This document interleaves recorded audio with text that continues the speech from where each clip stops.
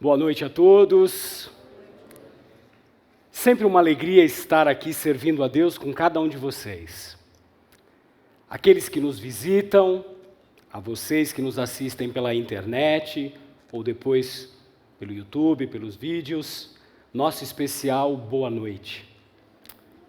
Um coração grato seria a melhor expressão em servir a esse Deus maravilhoso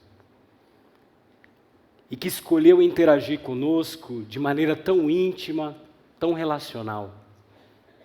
Hoje, dando continuidade à nossa série, vamos tratar e falar um pouco sobre a terceira carta escrita no livro de Apocalipse. Essas que vocês podem acompanhar aí nos nossos telões. Carta à igreja em Pérgamo. Quero agradecer ao Marcos que já orou ao Senhor, não por tradição, mas por necessidade. Que assim seja todos os dias das nossas vidas, sempre levantando a nossa voz em gratidão. Gratos pela oportunidade da vida e gratos de estarmos aqui nessa noite. Bem, gostaria que, enquanto você prepara aí a sua Bíblia, no livro de Apocalipse, no capítulo 2, nós vamos ler uma porção desta carta, exatamente do versículo 12 ao versículo 17, e eu gostaria que você que trouxe o seu aplicativo no celular, prestasse atenção somente no aplicativo, deixasse o WhatsApp, Facebook para depois. Vamos prestar atenção naquilo que Deus tem para falar aos nossos corações através dessa carta que foi escrita aos nossos irmãos lá na igreja em Pérgamo. E você que não trouxe sua Bíblia, pode acompanhar a gente aqui nos telões. Vamos ler então. Escreve ao anjo da igreja em Pérgamo, assim diz aquele que tem a espada afiada de 2 gumes. Sei onde habitas, onde está o trono de Satanás, mas conservas o meu nome e não negaste a minha fé. Mesmo nos dias de Antipas, minha fiel testemunha, que foi morto entre vós, onde Satanás habita. Entretanto, tenho algumas coisas contra ti, porque tens aí os que seguem a doutrina de Balaão, que ensinou Balaque a fazer os filhos de Israel pecarem, induzindo-os a comer das coisas sacrificadas a ídolos e a se prostituírem. Assim também tem alguns que, de igual modo, seguem a doutrina dos nicolaítas. Portanto, arrepende-te. Se não te arrependeres, logo virei contra ti e lutarei contra eles com a espada da minha boca. Quem tem ouvidos, ouça o que o Espírito diz às igrejas. Ao vencedor darei do maná escondido e uma pedra branca, na qual está escrito um novo nome que ninguém conhece, a não ser aquele que o recebe. Louvado seja Deus pela sua santa palavra. É sempre muito gratificante a gente ler uma porção das Escrituras. O meu coração, ele se derrama, porque encontro aí palavras de vida, palavras de orientação, palavras de exortação.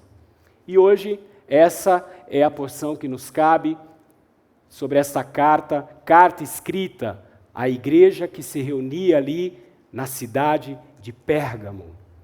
E para que você possa me acompanhar, eu gostaria de primeiro fazer uma afirmação e que você guardasse no seu coração, aqueles que têm o hábito de escreverem, anotem aí.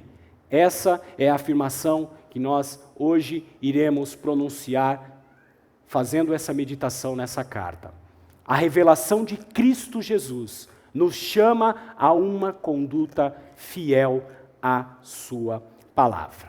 Bem, no nosso último encontro, Luiz, de uma maneira brilhante, nos lembrou que, para analisarmos uma carta, é sempre importante observarmos a maneira, a estrutura que essa carta é escrita.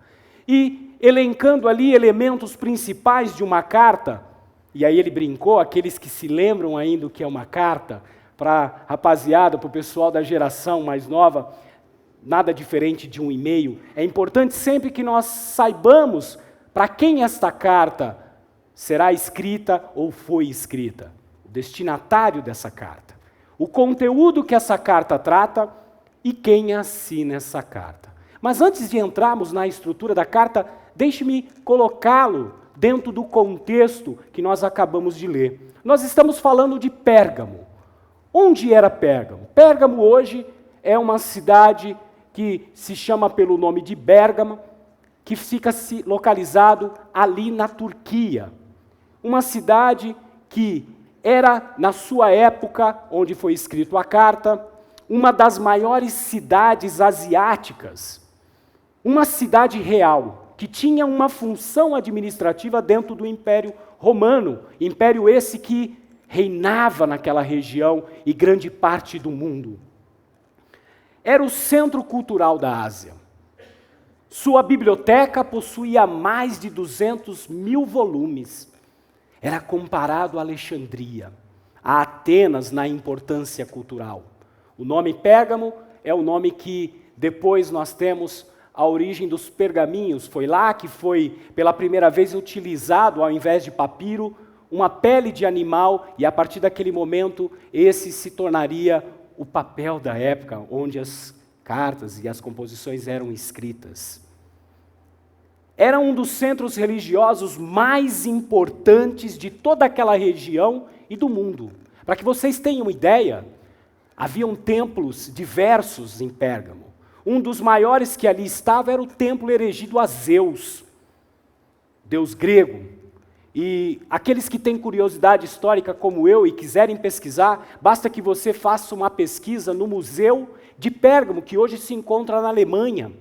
E lá você vai poder fazer uma viagem de 360 graus, usando a própria internet, e observar o esplendor daquela obra, dos resquícios que sobraram desse templo. Era realmente algo fenomenal para a sua época. Dizem os historiadores que os viajantes, quando estavam chegando próximo a Pérgamo, já avistavam na colina, porque este era o local da cidade, na acrópole daquela região. Havia também ali templos a um tal deus Esculápio. Esse deus Esculápio, à época, era conhecido como deus da cura e da medicina. Os imperadores, os nobres romanos se dirigiam lá quando queriam um tratamento medicinal. E neste templo eram usados serpentes, não venenosas, que atuavam ali de certa maneira nessa questão mística e da própria medicina. Tanto é verdade que o símbolo da medicina e de algumas áreas que lidam com a área de saúde tem a serpente, principalmente erigida ali num cajado. Vem desta época e do deus Esculápio. Havia um templo, e esse era o mais importante de todos à época, que era o templo erigido a César. Um templo erigido em 29 a.C. E ali se prestava um culto ao imperador. Havia também um templo erigido a Afrodite, a Vênus, a deusa do amor sexual. Logo, na Ásia Central, naquela localidade, César possuía em Pérgamo o seu centro de culto pessoal. Este culto a César fazia com que os cristãos, os nossos irmãos, naquela época em Pérgamo, estivessem sempre em perigo de morte. Podemos dizer que Pérgamo era o centro da idolatria da Ásia. Vários deuses, e dentre eles o mais importante de todas as épocas, que era a adoração ao imperador. Pois bem, voltando um pouco à estrutura, apresentando essa localidade, eu gostaria que você agora pudesse comigo analisar elementos importantes dessa carta e que vão nos ajudar a compreender a mensagem que Jesus Cristo dirige àquela comunidade e que, através dos tempos, ainda fala aos nossos corações. Para isso, nós fizemos uma divisão desta carta em 2 pontos principais, da qual falaremos. Primeiro, eu gostaria de apresentar-lhe quem assina esta carta, o remetente. E para isso eu peço que você, juntamente comigo, possa novamente fazer a leitura dos versículos 12 e 16, aonde nós temos ali a assinatura deste remetente. Também vamos falar um pouco acerca do conteúdo, dividindo esse conteúdo em 3 partes principais que trataremos aqui, dos versículos 13 a 15. Bem, Falando um pouco da questão do remetente, nós temos aqui no versículo 12 algo importantíssimo que diz assim: escreve ao anjo da igreja em Pérgamo, assim diz aquele que tem a espada afiada de 2 gumes. Indo para o versículo 16, na parte B, diz assim: virei contra ti e lutarei contra eles com a espada da minha boca. Aquele que tem a espada afiada de 2 gumes. Lutarei contra eles com a espada da minha boca. Meus irmãos, meu caro visitante, você que nos ouve pela internet, o remetente aqui é aquele que escreve a carta. Esse é o nosso Senhor Jesus Cristo. Sim, aquele que ressuscitou e que está assentado à direita do Deus Todo-Poderoso. Ele está aqui descrito como o Cristo glorificado. É esse quem fala nessa carta, o Rei dos Reis e Senhor dos Senhores. Cristo aqui é apresentado em sua forma majestosa e glorificada. E se apresenta como o grande juiz que aplica a correção em sua igreja. E entenda a igreja aqui não como o templo, mas o conjunto daqueles que adoravam e buscavam o Senhor. Esse é o conceito correto de igreja, que se reúne muitas vezes em espaços como esses, mas muitas vezes em grupos pequenos, em praças, em outros locais. A igreja somos nós. A figura da espada nos mostra exatamente essa dimensão. Essa maneira peculiar de Cristo nos mostra que antes mesmo de confrontar os nossos irmãos e o pecado na igreja em Pérgamo, ele reafirma e endossa sua atitude como grande juiz que aplica a correção em sua igreja, em sua noiva. Apresenta-se como aquele que tem em seu poder a autoridade para discernir espíritos,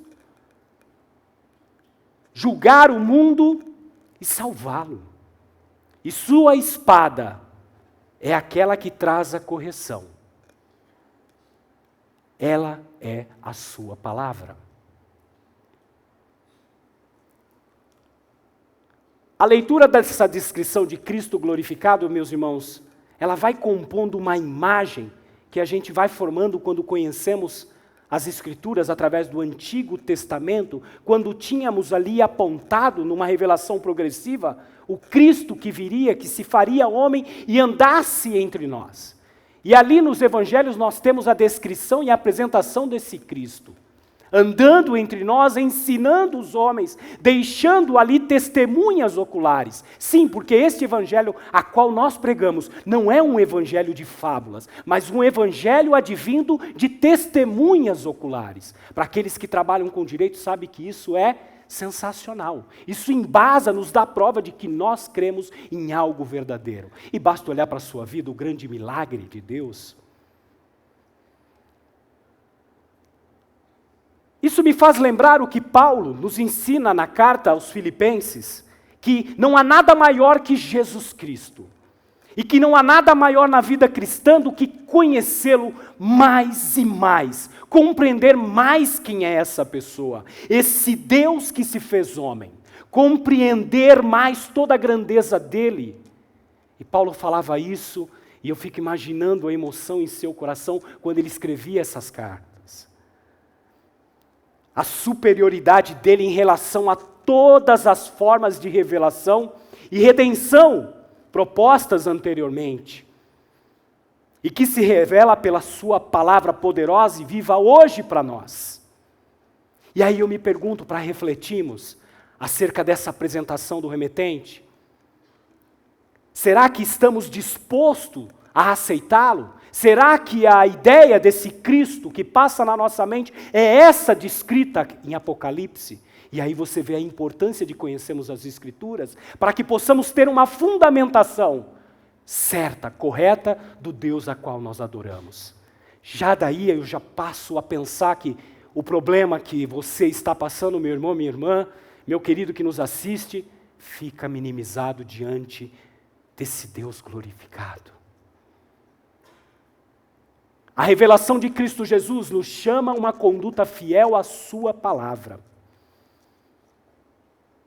Agora gostaria que você pudesse me acompanhar nesse segundo ponto que nós dividiremos em 3 partes, de maneira rápida. Desse conteúdo que a carta nos traz em Pérgamo, respeitando o contexto a qual ela foi escrita, nós podemos tirar ali 2 posturas práticas que serviram para os irmãos em Pérgamo e que conversa conosco nos dias atuais. Para isso nós temos a descrição dos versículos 13 a 15, o qual eu convido para que você me acompanhe agora. Bem, o primeiro desta postura prática é o nosso testemunho frente ao mundo. Para isso, eu elenquei algumas palavras-chave que nós vamos encontrar nesses versículos. Sei onde habitas, trono de Satanás, conservas o meu nome e não negaste a minha fé. Versículo 13 diz assim: sei onde habitas, onde está o trono de Satanás, mas conservas o meu nome e não negaste a minha fé. Mesmo no dias de Antipas, minha fiel testemunha, que foi morto entre vós, onde Satanás habita. Aqui nós temos um elogio feito por esse Cristo glorificado aos irmãos. Era algo positivo na sua caminhada. Era algo que eles tinham ali e que o próprio Cristo começa elogiando. Mas me chama a atenção aqui, na análise desses versículos, que Jesus Cristo está preocupado em elencar o que? Uma igreja que não foge do confronto espiritual. Essa maneira peculiar que Cristo tem nos mostra que antes mesmo de confrontar o pecado da igreja, lá em Pérgamo, ele reafirma e endossa a sua atitude leal, fiel à sua igreja. Sei onde habitas. Sei onde habitas. Sei onde habitas. Conheço a tua morada, sei o local aonde tu estás inserido, sei onde habitas, conheço a tua morada. Eu não sei quanto a você, mas aqui o meu coração palpita, porque fica reforçado o conceito que nós encontramos em todo o Evangelho, na apresentação desse nosso Cristo Jesus, a qual nós aqui conhecemos pela sua palavra, e que marca a diferença entre os deuses apresentados pelas religiões, ou muitas vezes o cristianismo, um cristianismo meritório que muitos aí insistem em ensinar, mas aqui ele diz o seguinte, meus irmãos: eu conheço o teu problema, eu sei onde tu estás inserido.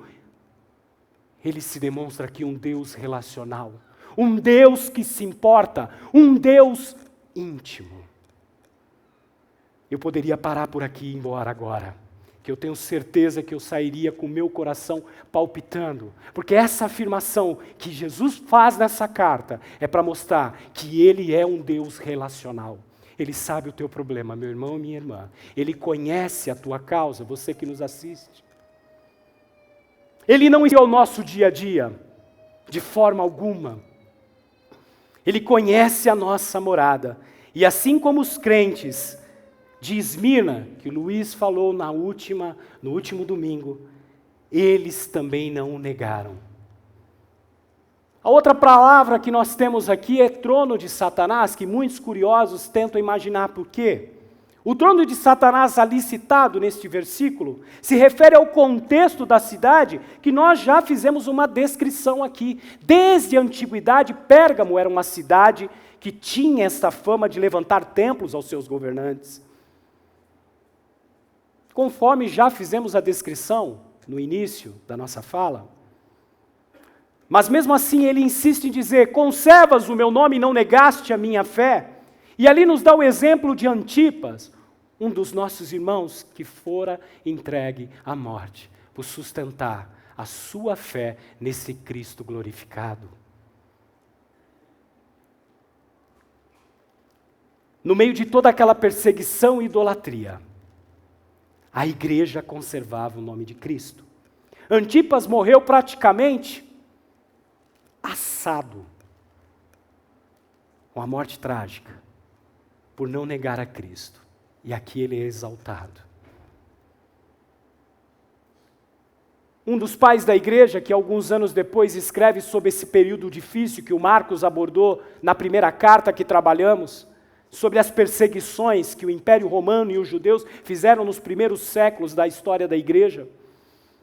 Tertuliano, muito conhecido, ele tem uma frase também bem conhecida por aqueles que estudam teologia e gostam de história da igreja, e ele dizia assim: o sangue de cada mártir é uma semente para novos cristãos. E a igreja crescia e multiplicava. À medida que nossos irmãos pagavam com a própria vida, sustentavam a sua fé, o número crescia, porque as pessoas ficavam estarrecidas. A história diz que, como pessoas iam à morte simplesmente por sustentarem que Jesus Cristo era o seu Senhor. Isso trazia curiosidade e eles conheciam então a revelação desse Deus maravilhoso. Aplicando esse contexto para nós, é complicado, porque a realidade do Brasil hoje não é uma realidade de perseguição. E eu não poderia dizer que a perseguição que você tem de negar as coisas, não que ela não seja válida, mas não é isso que o texto está dizendo. E o mais próximo que eu chego, eu me lembrei de uma primeira experiência que eu tive em 1993, logo quando eu tive a oportunidade de fazer seminário em Londres, e chegando lá, assumindo, junto com mais alguns amigos, à frente de uma comunidade, naquela cidade, na Inglaterra, logo na primeira semana nós tivemos uma notícia de que um amigo brasileiro, missionário, estava voltando morto, porque havia sido esfaqueado. E a notícia que nos chegara é que alguns radicais, e aí quando eu digo radicais, porque não são todos muçulmanos radicais, dizem que o esfaquearam porque ele sustentava que Cristo era Deus. E isso para eles era uma aberração. E não foi uma nem duas vezes que quando nós íamos ali no Speak Corner, quem conhece o Hyde Park, o Parque Central de Londres vai saber, é muito conhecido esse espaço.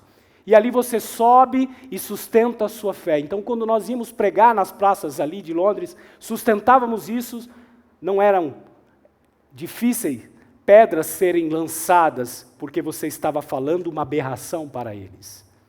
Mas mesmo assim, isso ainda não me dá a condição de poder dizer o que esses irmãos sentiram na pele. E aí me lembrei de uma história da igreja no período da Reforma, de um homem conhecido na Inglaterra também, chamado Thomas Cranmer. Esse homem estava à frente ali da Reforma e foi um dos principais que conseguiram montar teologicamente, estar ao lado do rei, quando se montou a igreja anglicana, já no começo da Reforma. E Thomas Cranmer, ele tinha uma atitude dúbia, ora ele estava do lado da igreja dominante, ora ele estava do lado dos reformadores, mas até um tempo em que ele, movido pelo Espírito Santo, foi convencido a permanecer ali e pagar com a própria vida, porque foi perseguido. E quando ele então tem a sua pena de morte decretada, fogueira, a história diz que este homem, em uma oração, e isso é tomado a termo, foi relatado, foi escrito, ele dizia assim: Deus, queime primeiro esta minha mão direita, porque foi ela quem escreveu coisas contrárias àquilo que o Senhor tinha. Isso com certeza deve trazer um jugo sobre a nossa vida. Não vamos longe, nos anos de 40, 50, no Nordeste brasileiro, igrejas eram queimadas. Missionários tinham suas casas queimadas e eram mortos aqui no nosso Brasil. E a reflexão que me vem à mente é: até que ponto eu e você, nós, a comunidade aqui, a igreja que se reúne na borda, estamos dispostos a enfrentarmos estas perseguições se elas começarem agora, e elas podem começar agora. O que alegra o meu coração é que essa minha afirmação, mesmo pesada, trazendo um jugo sobre nós, ela só pode depender de Jesus Cristo. Era esse mesmo Senhor que estava com esse homem que na fogueira procurou estender sua mão direita para ser queimada. Meu irmão, minha irmã, me alegra o coração que não é na sua força e nem na minha. Não é na prática religiosa que nós conseguimos isso, mas é na dependência de Cristo. Somente Cristo e somente nele temos este esforço, temos esta força. E o melhor é que estamos a uma oração de recebermos esta força, pedindo que ele mude a disposição do seu e do meu coração ensimesmado. Você está disposto a isso nessa noite? A revelação de Cristo Jesus nos chama a uma conduta fiel à sua palavra. A segunda aplicação ou segunda postura prática que nós temos aqui na carta, ela vem de uma exortação do próprio Cristo glorificado para os nossos irmãos. E daqui nós podemos tirar algumas orientações para nós, posturas que precisamos ter no dia a dia. E eu elenco aqui a primeira dela, que é a nossa postura contra os falsos ensinos. Nossa tolerância, descaso com quem sustenta esses ensinos. Vamos ler agora o versículo 14 e 15. Mas guarde este livro da Bíblia para depois você fazer comparação com o que nós estamos falando. É um livro que está antes do Apocalipse, é o livro de Judas, que nos traz ali uma exortação inspirada pelo próprio Espírito Santo, em que Judas nos fala da nossa postura em relação aos falsos ensinos. Leia na sua casa, é um livro de um capítulo só. Versículo 14 diz: entretanto, tem algumas coisas contra ti. Porque tens aí os que seguem a doutrina de Balaão, grave esse nome, que ensinou Balaque a fazer os filhos de Israel pecarem, induzindo-os a comer coisas sacrificadas a ídolos e a se prostituírem.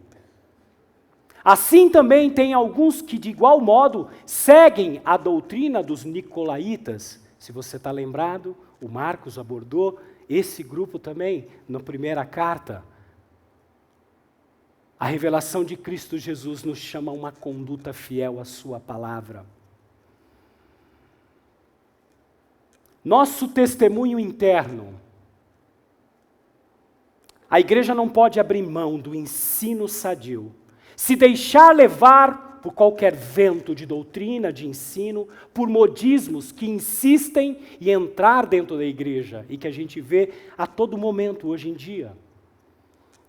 O foco aqui, que Cristo elenca, que ele exorta a igreja em Pérgamo, é a respeito do ensino. Olha que interessante, não bastava só o testemunho externo, mas a importância do ensino. O que era esse ensino, essa falsa doutrina que seduzia alguns dos nossos irmãos e que estava dirigindo pessoas no seu dia a dia, na conduta do seu cristianismo? Esse grupo era comparado a Balaão. Para quem conhece o Antigo Testamento, vai logo lembrar da figura de Balaão. Balaão foi um personagem do Antigo Testamento, retratado no livro de Números, no capítulo 22, que aparece no começo da sua história como um profeta que falava com Deus, e Deus o respondia. E ali, de repente, ele então recebe 3 ofertas tentadoras desse tal de Balaque, que era um dos reis dos Moabitas. E Balaão, então, é contratado para profetizar contra Israel, na caminhada do povo de Israel àquela época. Deus, por sua vez, transforma as maldições que Balaão queria profetizar em bênçãos. Uma vez que a ação profética não deu certo, Balaão então ensina a Balaque como fazer o povo de Israel pecar contra Deus e assim afastá-los da presença de Deus, ou afastar a presença de Deus do meio dos israelitas. Nicolaítas, também citado aqui, dizem alguns estudiosos que é a junção de 2 palavras. Nico, que significa conquistar ou subjugar, e laos, que significa povos ou leigos. Ou seja, aqueles que subjugam ou aqueles que ensinam e arrebanham os que não têm conhecimento. Percebe aqui a importância, meu irmão, de conhecermos as Escrituras e fazermos dela prioridade na nossa vida? Jesus nos está alertando aqui. E a preocupação dele era que alguns dos nossos irmãos em Pérgamo estavam dando ouvido a este grupo. Provavelmente eles eram crentes que tinham uma vida dupla. esses comparados a Balaão e nicolaítas. Era gente que defendia a prostituição e idolatria, que era comum aos ídolos, aos deuses da época, e misturavam isso junto com o cristianismo, não se importando com as consequências. E esses eram tolerados pelos nossos irmãos em Pérgamo, talvez com descaso, mas estavam ali, e Jesus aponta esta falha. Esses grupos de pessoas, meus amados, ainda existem dentro da igreja. E vamos encontrá-lo em todos os momentos da história da igreja. Eles estão no nosso meio, passam muitas vezes despercebidos. Têm falas mansas. Muitos são conhecidos da mídia, falam em nome de Deus. São diferentes. Geralmente falam da liberdade cristã, da liberdade da consciência, da liberdade da lei. Ora, Cristo nos libertou, só que querem também serem livres do próprio Deus e do próximo. Gente ensimesmada. Odeiam limites, não prestam contas. Um absurdo prestar contas para outra pessoa. Odeiam a mutualidade verdadeira. Não gostam de servir uns aos outros, pois isso tudo requer prestação de contas. Não percebem a liberdade dada por Cristo como um estímulo para viver em obediência a Deus e serviço ao próximo, mas como uma licença para fazerem o que tiverem vontade. São pessoas que dissimulam suas crenças e práticas de maneira doce, enganando aqueles que não têm conhecimento e que não conhecem a palavra. Não trazem a palavra de Deus no centro da sua vida. São pessoas arrogantes, são aduladores de si mesmo, são sensuais, promovem divisões no meio do corpo, da igreja de Cristo. Afirmam que a graça de Cristo faz com que tudo seja lícito, tudo é possível, haja vista que eu estou debaixo da liberdade cristã, inclusive a prática da imoralidade, como sexo livre, amor, etc. Poderíamos chamar aqui de graça barata, um termo muito conhecido. A graça barata é a pregação do perdão sem arrependimento. Graça barata é confessar a Cristo sem a disciplina de viver em comunidade. É a ceia do Senhor sem a confissão de pecados. É a absolvição sem a confissão pessoal. A graça barata é a graça sem discipulado. É a graça sem a cruz de Cristo. É a graça sem Jesus Cristo vivo e glorificado. Graça barata. A fé vai se tornando barata. As pessoas vão barganhando, liquidando a sua fé em prestações. Quando é oferecido como um produto de consumo, para satisfazer as pessoas que buscam uma mensagem que se encaixe aquilo que elas buscam. E hoje, com os recursos da internet, muitas vezes não somos assim. Queremos ouvir aquilo que nos apraz. Quando é oferecido como um espetáculo para público que deseja que adoce os ouvidos. A mensagem de tal lugar é pesada. Pois é, não é a mensagem de tal lugar, é a mensagem de Cristo, que confronta o homem pecaminoso, o homem caído. Quando se defende a identidade de ser filho ou filha de Deus como uma garantia para reivindicar as promessas de Deus. Eu sou filho do rei, eu tenho direito, eu posso, eu determino. Misericórdia, Senhor, tua graça me basta. São pessoas que veem ou não veem nada de errado com o sexo antes do casamento. A multiplicidade de parceiros, as relações homossexuais, a pornografia, aventuras amorosas fora do casamento, o consumo exagerado de bebidas alcoólicas, a absorção de valores deste mundo em detrimento aos valores do reino. Vivem na igreja, mas adoram os deuses desta geração. Dinheiro, fama, sexo livre, cada um tem sua própria verdade. Tudo é relativo. São também aqueles que apresentam, geralmente, Jesus mais alguma coisa. Não basta a morte, não basta o sacrifício, mas você precisa de um elemento qualquer.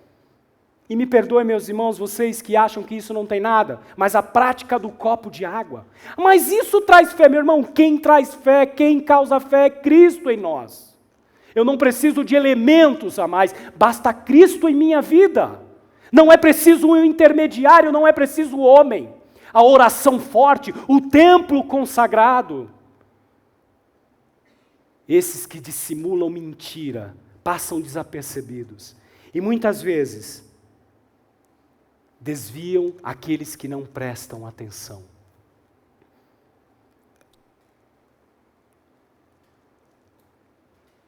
A revelação de Cristo Jesus nos chama a uma conduta fiel à sua palavra.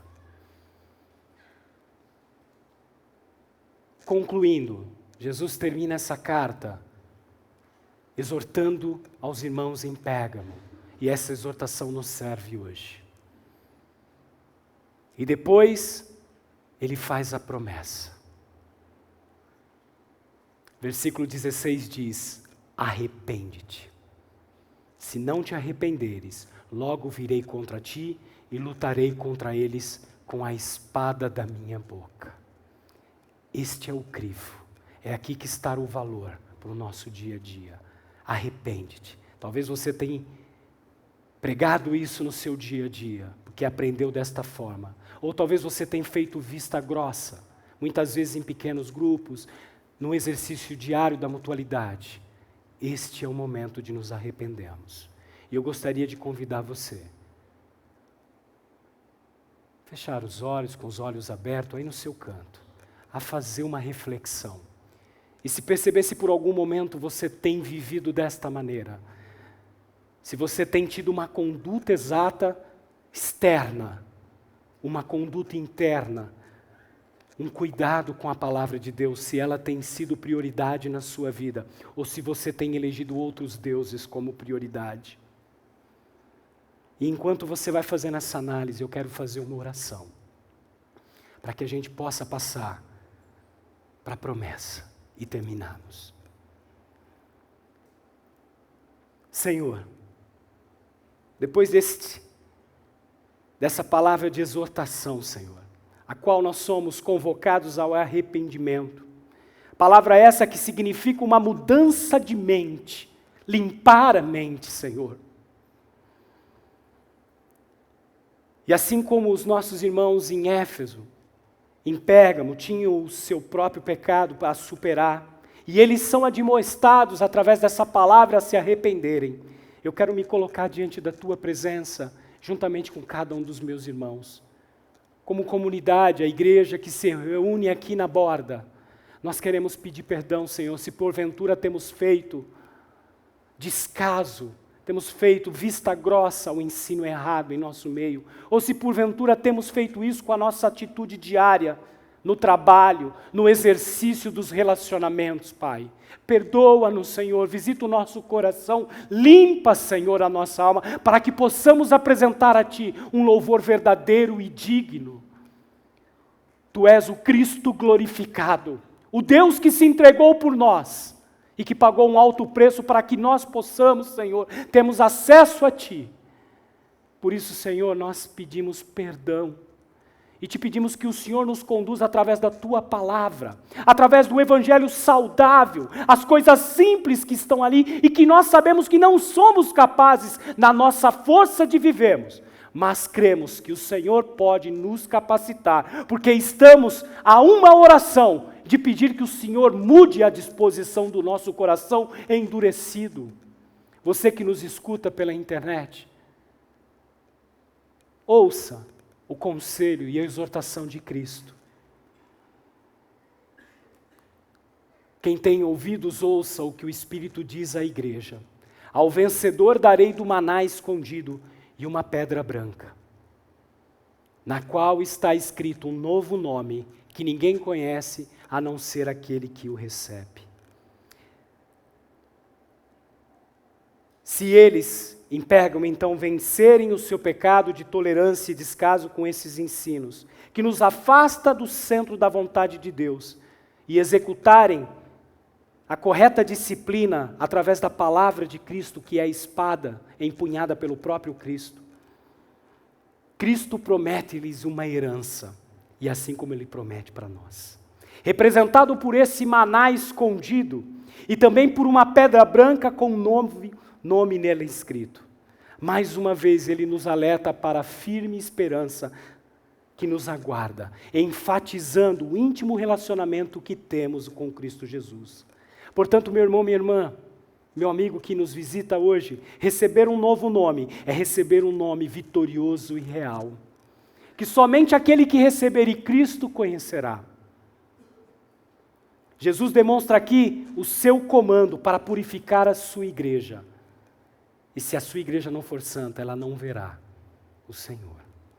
A vida da igreja e a sua alegria não está neste mundo. Somos peregrinos, apesar de vivermos e nos relacionarmos neste mundo. A nossa esperança está focada em um tesouro que não está aqui, e num tesouro que nos aguarda, oferecido por esse Cristo glorificado. Não devemos perder de vista um sequer dia. Maranata, vem Jesus Cristo. Que Deus nos ajude, meus irmãos, nessa noite, e que ao longo dessa semana esta palavra possa fluir no nosso coração, e através do Espírito Santo de Deus, que é Ele, e nele que está a força, e não nas suas atitudes, você e eu possamos nos apresentar de uma maneira melhor, e caminhando para o centro da vontade de Deus. Que Deus tenha misericórdia de nós, e que a graça dEle e a misericórdia se renove a cada dia, porque esta é uma promessa dEle, a vocês e a nós, a mim e a todos, assim como nossos irmãos em Pérgamo, há uma promessa desse maná escondido e dessa pedra branca. Louvado seja Deus.